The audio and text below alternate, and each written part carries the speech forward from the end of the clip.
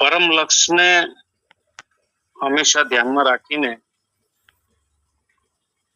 આ સત્સંગમાં જે કઈ વચનો બોલાય એ અંતઃકરણને શુદ્ધ કરે છે. અને જેટલું અંતઃકરણ શુદ્ધ થશે એટલો વિવેક પણ જાગશે અને વૈરાગ પણ આવશે. વિવેક એટલે શું? પહેલા એ બરાબર ગહેરું અંદર ઉતરી જવું જોઈએ.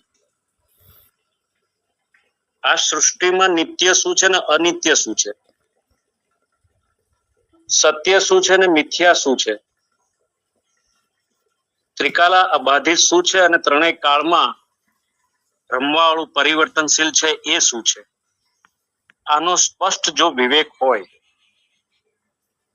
દ્રશ્ય શું છે ને દ્રષ્ટા શું છે, આ જો સ્પષ્ટ વિવેક થઈ જાય તો વૈરાગની શરૂઆત થાય. કારણ કે જે અનિત્ય છે એ બધું મિથ્યા છે, જે માત્ર પ્રતીતિ છે, એક સપનું છે, હકીકત નથી. હકીકત શું છે? તો પોતાનું નિત્ય હોવાપણું આત્મ સ્વરૂપ એ જ હકીકત છે. આ સમજાઈ જાય. ગઈકાલે મુક્તા માતાએ એક વોઇસ મેસેજ મૂક્યો હતો. એમાં એમને એક પ્રશ્ન એવો કર્યો હતો કે આ અમુક સંતો સ્ત્રીઓથી પડદો કેમ રાખે છે? સ્ત્રીઓનો એવો શું ગુનો છે કે આ લોકો એનો પડદો રાખે છે? હવે અહીંયા સમજવાની વાત એટલી ગહેરી છે કે જ્યાં સુધી દેહાધ્યાસ રહે છે, ભેદ દ્રષ્ટિ રહે છે, ત્યાં સુધી એને સ્ત્રી અને પુરુષ દેખાય. એટલે હું પુરુષ છું તો સામે સ્ત્રી દેખાય અને એના કારણે એની અંદર વિકારો ઉત્પન્ન થતા હોય છે. એ વિકારોને રોકવા માટે એ આવી બધી વ્યવસ્થા કરે છે.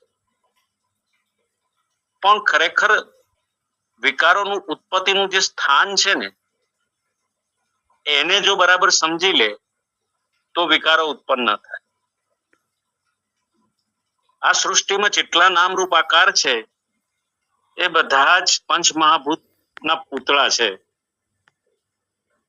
આકાશ, વાયુ, અગ્નિ, પૃથ્વી ને જળ, આ પાંચેય તત્વોમાંથી આ સંસારના તમામ નામરૂપ આકાર બન્યા છે.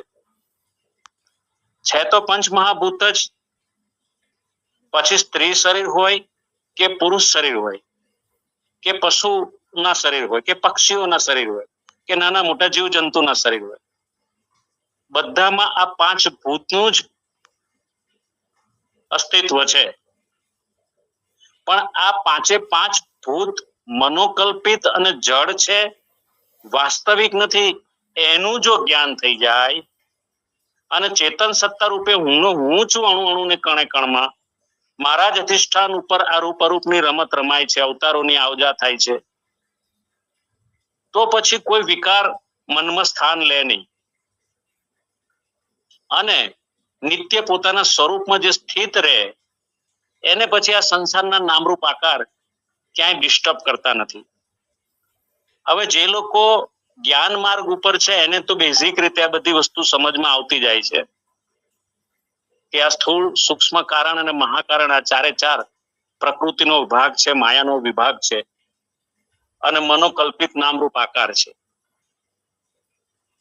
પણ અને સાથે સાથે ખબર પડે કે એને આ તમામ દ્રશ્યનો દ્રષ્ટા ચેતન આત્મા તરીકે હું અસંગ છું, હું જ અલગ છું અને મારા જ અધિષ્ઠાન ઉપર આ રૂપ અરૂપની રમત રમાય છે.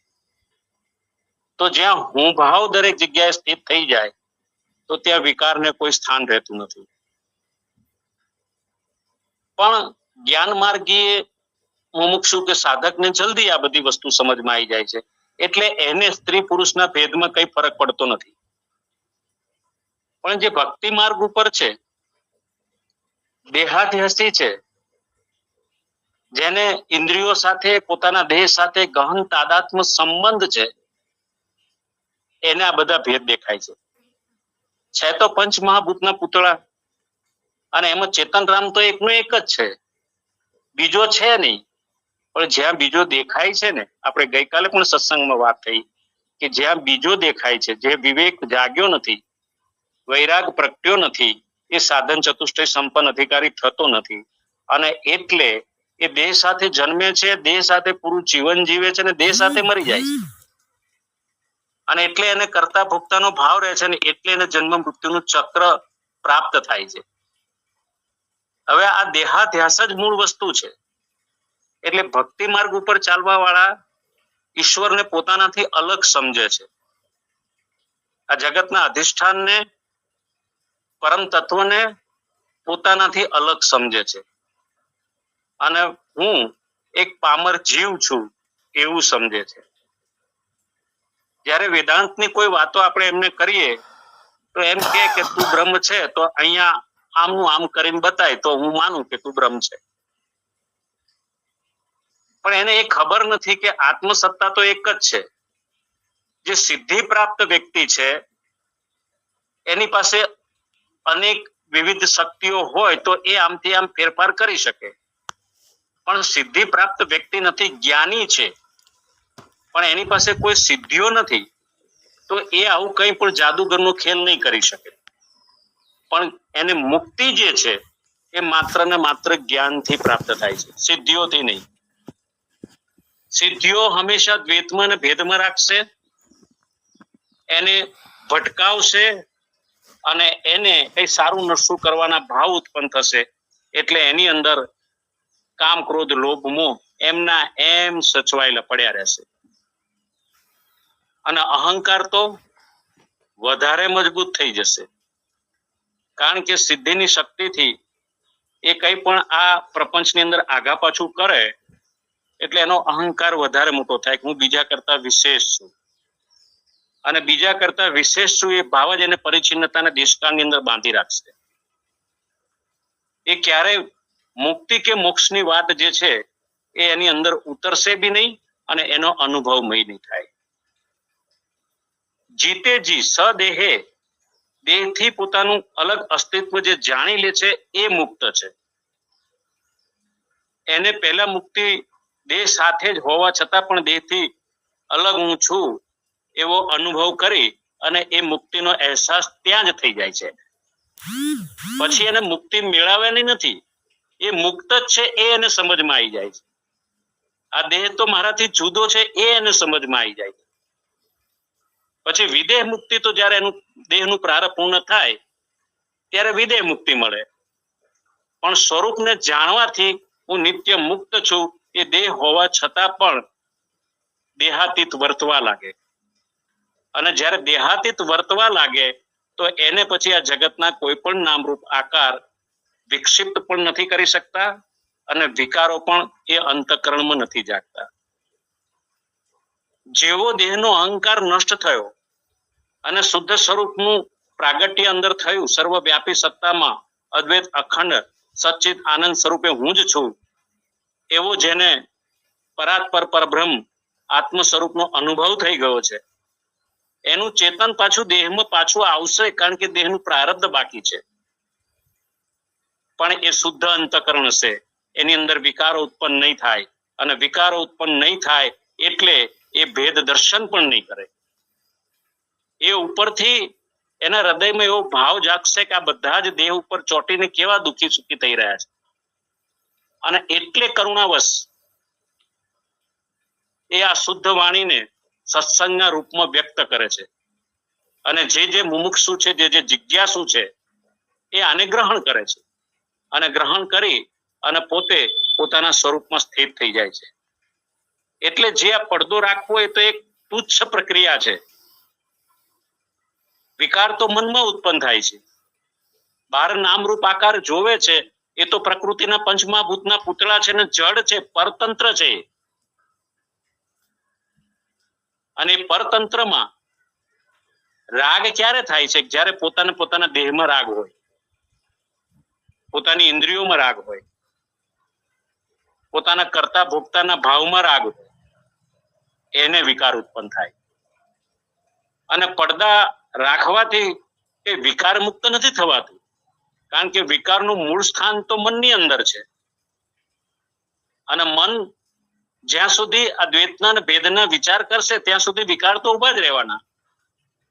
કારણ કે પરિચ્છિન્નતા અને દેશકાળનું બંધન ત્યાં છે, અને પરિચ્છિન્નતા અને દેશકાળના બંધનની સાથે સાથે દેહાધ્યાસ પણ છે.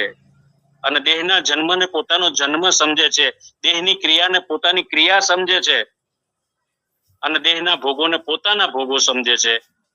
એટલે વિકાર હંમેશા માટે સ્થાન જમાઈને બેસી જશે. પણ જ્યારે સાધકને ખબર પડવા લાગે છે કે આ જગત મિથ્યા છે, ને મિથ્યાનો જેમ છે તેમ અર્થ સમજાવવો જોઈએ. આપણે ઘણી વખત સત, અસત અને મિથ્યા ત્રણેયના અર્થની ખૂબ ગહેરી ચર્ચા કરી છે. ત્રણેય કાળમાં જેનો અભાવ નથી તે સત છે, ત્રણેય કાળમાં જેનો અભાવ છે એ અસત છે, અને આ બંનેની વચ્ચેની સ્થિતિ એટલે કે બે કાળમાં જેનો અભાવ હોય અને એક કાળમાં દેખાતું હોય, પ્રતીત થતું હોય, છતાં પણ જન્મ્યું ન હોય, એને મિથ્યા કહેવાય છે.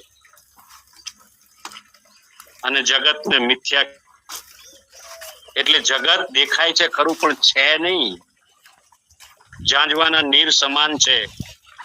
છીપલામાં ચાંદીનો જેમ ભાસ થાય એ ભાસ સમાન આ જગત છે. દોરડીમાં સર્પનો જે ભાસ થાય એ પ્રમાણે આત્માના અધિષ્ઠાન ઉપર આ જગતનો ભાસ થઈ રહ્યો છે. દોરડીમાંથી સર્પ ઉત્પન્ન નથી થયો, ત્યાં દોરડી જ રહે છે. પણ મનની ભ્રમિત દશામાં પ્રકાશની અંદર સંધ્યાના સમયમાં એના અંતસમાં જે સર્પનો નામરૂપ આકાર સ્થિત થયેલો છે એ ત્યાં દોરડીમાં પ્રગટ થાય છે, પણ કલ્પિત છે. કારણ કે એનું પ્રગટ થવાનું મૂળ સ્થાન તો પોતાનું અંતઃકરણ છે. એટલે અંતઃકરણ જ્યાં સુધી અવિદ્યાગ્રસ્ત છે ત્યાં સુધી આ વિકારો ઉત્પન્ન થવાના, અને વિકારો ત્યાં સુધી ઉત્પન્ન થશે. પણ જે વિકારોનો દ્રષ્ટા બની જાય છે એ વિકારો સાથે જોડાતો નથી, ઇન્દ્રિયો સાથે જોડાતો નથી, અને ધીરે ધીરે ધીરે વિકારો ત્યાં આગળ પાંગળા થઈ જશે, નષ્ટ થઈ જશે, હટી જશે. ક્ષણિક પૂરતા વેગ આયા હોય એ પોતાના દેહાધ્યાસના કારણે આવે છે. પણ જેવો એ પોતાના સ્વરૂપમાં જાગી લે, પોતાના સાક્ષીમાં અસ્તિત્વમાં આવી જાય, પોતે નિર્ગુણ ને નિરાકાર છે, પોતે અસંગ નિસંગ ચૈતન્ય બ્રહ્મ છે, એ ભાવમાં આવે ને ત્યાં કોઈ પણ વિકાર કોઈ પણ કાર્ય કરી ના શકે. તો એવા પડદા રાખીને વિકારને વશમાં લેવાનો કોઈ અર્થ રહેતો નથી. જાણો ને જોવો કે આ તમામ નામરૂપ આકાર જે છે એ પ્રકૃતિ એ મારું જ વિવર્ત રૂપ છે. પંચ મહાભૂતના બધા જ નામરૂપ આકાર છે, ચેતન સત્તા રૂપે હું હું છું. મને મારામાં કોઈ વિકાર ઉત્પન્ન થાય ખરો? ન થાય, કારણ કે બધા રૂપે હું જ છું. અને જો હું જ હોઉં તો વિકારનો કોઈ અસ્તિત્વ રહે જ નહીં. તો પછી આવા નાના નાના ક્ષુલ્લક પ્રયોગોનો કોઈ અર્થ નથી. પડદા પાછળ સ્ત્રી બેઠી હોય પણ ચિત્તમાં તો બેઠી હોય ને કે અહીંયા આગળ સ્ત્રીની ઉપસ્થિતિ છે, તો વિકારથી મુક્ત કઈ રીતે રહી શકાય? અને સૌથી મોટું કડવું સત્ય એ છે કે જે નામરૂપ આકાર એને ધારણ કર્યો છે એ પણ સ્ત્રીના શરીરમાંથી જ બનીને બહાર આવ્યો છે. જ્યાં એનું પોતાનું અસ્તિત્વ બન્યું છે એ અસ્તિત્વને સ્ત્રીથી અલગ કરવાનો પ્રયત્ન, કેટલી મોટી મૂર્ખતા છે આ.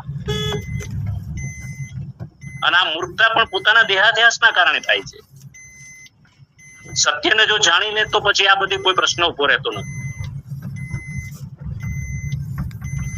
એટલે સ્વામીજી પણ આજે સત્સંગમાં ઘણી ચર્ચા કરી, એમાં ચિદાભાસની પણ વાત કરી અને કુટસ્થની પણ વાત કરી. ચિદાભાસ છે એક લહેર છે, અને કુટસ્થ જે ચેતન આત્મા છે પોતાનું શુદ્ધ સ્વરૂપ છે, અસ્તિત્વ છે. હવે કુટસ્થ જ્યારે ચિદાભાસ સાથે જોડાઈ જાય છે ને ત્યારે પરિચ્છિન્નતાના દેશકાળનું બંધન પણ આવી જાય છે, અને પછી આ બધા ભેદો ઉત્પન્ન થાય છે.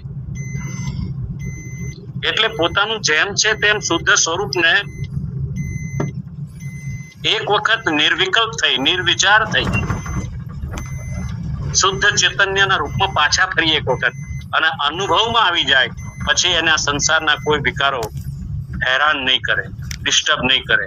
કારણ કે જગત મિથ્યા છે, એ સપનું છે, હકીકત નથી.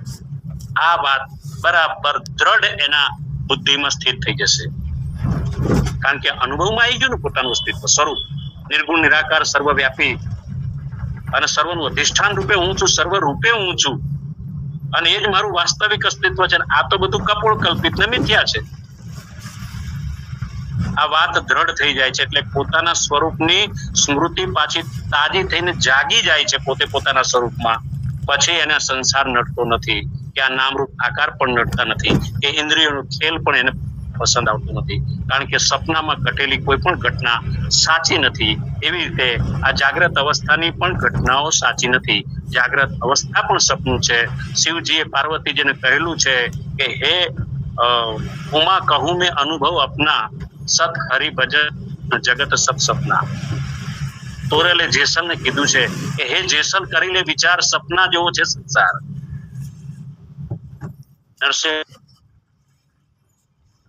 મેં દિશે નહીં ઊંઘમાં અટપટા ભોગ પાસે, અખિલ બ્રહ્માંડમાં એક તું શ્રી હરિ જુજવે રૂપ. એટલે અહીંયા એક કન્નોરમાં આનંદ ગુરુમાં છે, એમને પણ આના ભજનમાં બહુ સુંદર વાત કહી છે કે જાગો જલ્દી ये सपने की माया, आपा भूल के खुद को डराया, मालिक होकर बने क्यों तुम दासो, तुम तो साक्षी स्वयं प्रकाश हो. સાક્ષી રૂપ જે ચેતન આત્મા છે એ તું છે, આ દેહ ને નામ રૂપ આકાર એ તું નથી. અને એવા ઈશારા ભજનની કડીઓમાં રચીને કેવું સુંદર વાતો કરી છે. એમના શબ્દ છે કે સભી में सभी से परे मैं ही मैं हूँ, यहाँ मेरे अपने सिवा कुछ भी नहीं है, हे आनंद आनंद रूप मेरा કોઈ કોઈ જાણે રે. કેટલી ગહેરી વાત કરી દીધી, કેટલી બધી ગહેરી વાત. પણ એ શબ્દો પાછળના અર્થને આપણે પકડતા નથી. જ્યારે પણ આપણે સત્સંગ સભામાં હોઈએ ત્યારે એ વસ્તુ ન ભૂલાવી જોઈએ કે શબ્દ નથી પકડવાના, શબ્દ પાછળના જે અર્થ છે, શું કહેવા માંગે છે, એને જો પકડતા આવડી ગયું ને તો એનો રાહ ખુલી જશે પોતાના સ્વસ્વરૂપ તરફનો. પણ શબ્દને પકડીને જો બુદ્ધિમાં બેહાડશે ને તો એ ભટકી જશે, કારણ કે શબ્દ જ્ઞાન અહંકાર ઉભું કરે છે, ભેદ ઉભો કરે છે, બીજાથી હું વિશેષ છું એવો ભાવ પ્રગટ કરે છે. હું જ્ઞાની છું ને બધા અજ્ઞાની છે એવો ઘોર અંધકાર ઉભો કરે છે.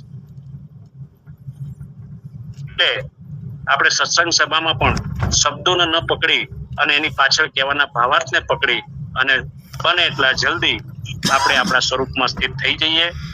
એ જ આત્મરામને પ્રાર્થના. હરિઓમ તત્સત. જય સચ્ચિદાનંદ, જય સચ્ચિદાનંદ.